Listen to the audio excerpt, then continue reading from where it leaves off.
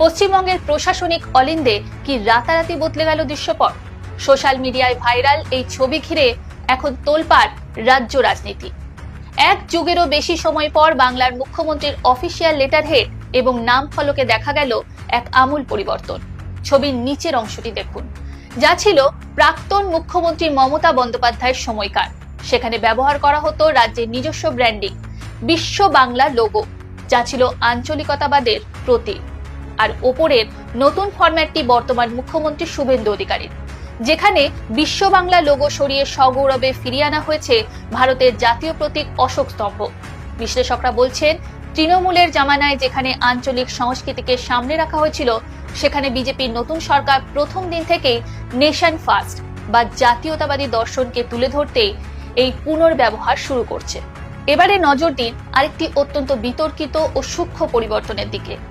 দিদির সময়কার পুরনো লেটার হেডে বাংলা ও ইংরেজির পাশাপাশি হিন্দি এবং স্পষ্টাক্ষরে উর্দু ভাষার ব্যবহার করা হয়েছিল।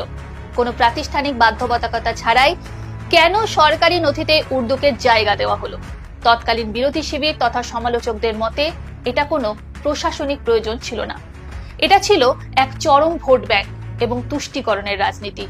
নির্দিষ্ট অংশের ভোটারদের বার্তা দিতেই সরকারি লেটার হেডে এই অতিরিক্ত ভাষার অন্তর্ভুক্তি। কিন্তু শাসন বদলাতেই সেই ধারায় পড়ল কোপ। মুখ্যমন্ত্রী শুভেন্দু অধিকারীর নতুন ফরম্যাটটি দেখুন, অত্যন্ত পরিচ্ছন্ন ও নিয়মতান্ত্রিক। কোনো বাড়তি রাজনীতির রং না রেখে নিয়মের ভেতরে থেকে সেখানে ব্যবহৃত হয়েছে শুধু রাজ্যের প্রধান ভাষা বাংলা এবং যোগাযোগের মাধ্যম ইংরেজি। ফ্রন্টের গঠনেও কোনো আড়ম্বর নেই, রয়েছে শুধুমাত্র একটি পেশাদার ও আধুনিক কর্পোরেট প্রশাসনিক লুক।